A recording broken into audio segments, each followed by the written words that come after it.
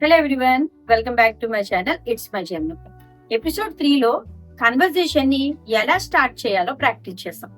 Episode 4 లో start చేసిన conversation ని ఎలా కంటిన్యూ చేయాలో కూడా నేర్చుకున్నాం. అయితే ఈ రోజు మన కన్వర్జేషన్ ని ఇంట్రెస్టింగ్ గా మార్చే ఒక సీక్రెట్ గురించి నేర్చుకున్నాం. And the secret is asking good questions. మీరు మంచి క్వశ్చన్స్ అడిగితేనే కదా ఎదుటి వాళ్ళు కూడా కాస్త ఆసక్తిగా మనకి రిప్లై అవ్వడానికి చూస్తారు. సో అలా మనము అడిగే క్వశ్చన్స్ ని కాస్త ఇంట్రెస్టింగ్ గా మారుద్దాం. Situation 1, do you like teaching? ఇది ఒక నార్మల్ క్వశ్చన్. దీనికి మోస్ట్ ఆఫ్ ద టీచర్స్ గానీ ఎవరైనా ఎలా రెస్పాండ్ అవుతారు? ఎస్ అనే చెప్తారు. సో ఆ ఎస్ అని చెప్పగానే ఆల్మోస్ట్ కన్వర్జేషన్ అక్కడితో స్టాప్ అయిపోతుంది. ఇన్స్టెడ్ ఆఫ్ దట్ మనం ఇలా అడగచ్చు, what you like most about teaching? So ఈ క్వశ్చన్ తో ఎదుటి వాళ్ళు ఎక్కువగా మాట్లాడడానికి ట్రై చేస్తారు. Situation 2, is your school bit? ఇలా కంటే tell me about your school. So ఇదొక ఓపెన్ క్వశ్చన్ అన్నమాట. ఈ క్వశ్చన్ కి చాలా ఆన్సర్స్ వస్తాయి. సో కన్వర్జేషన్ అనేది ఎక్కువ సేపు కంటిన్యూ అయ్యే ఛాన్సెస్ ఉంటాయి ఇలాంటి ఓపెన్ క్వశ్చన్స్ అడిగితే.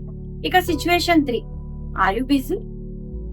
దీనికి బదులుగా మనము హౌ వాజ్ యువర్ డే లేదా what did you do today? So ఇవి న్యాచురల్ కన్వర్జేషన్స్, ఈజీగా అర్థమవుతాయి. ఆన్సర్స్ అనేవి మనం ఎక్కువగా తీసుకోవడానికి కుదురుతుంది. సో ఈ రోజు మనం తెలుసుకోవాల్సినటువంటి 4 క్వశ్చన్స్, ఇవన్నీ కూడా మీరు నా తర్వాత చెప్పండి. Okay, first one, what you enjoying today? How was your day? What do you do in your free time? Can you tell me more? Excellent. So ఇప్పుడు మనము సక్సెస్ఫుల్ గా 4 క్వశ్చన్స్ ని ఫ్రేమ్ చేయడం నేర్చుకున్నాం. ఈ రోజు గోల్డెన్ టిప్ ఏంటంటే, closed questions కి 1 వర్డ్ ఆన్సర్స్ వస్తాయి. అదే ఓపెన్ క్వశ్చన్స్ అడిగామనుకోండి, రియల్ కన్వర్జేషన్ అనేది స్టార్ట్ అవుతుంది. What is open question?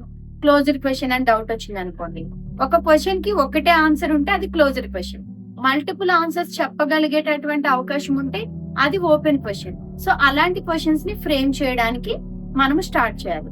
So simple గా ఏదైనా క్వశ్చన్ వాట్, హౌ, వై, వీటితోనే కదా స్టార్ట్ అవుతాయి. సో వీటిని బట్టి మనము క్వశ్చన్స్ అనేవి ఫ్రేమ్ చేయాల్సి ఉంటుంది.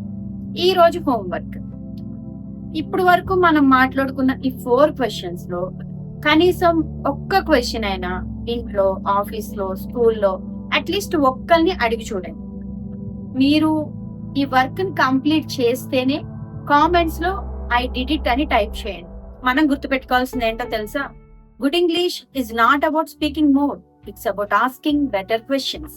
ఎపిసోడ్ 6 లో how to answer questions naturally in English అనే దాని గురించి ప్రాక్టీస్ చేద్దాం. So until then, keep smiling, keep practising, keep speaking. See you tomorrow.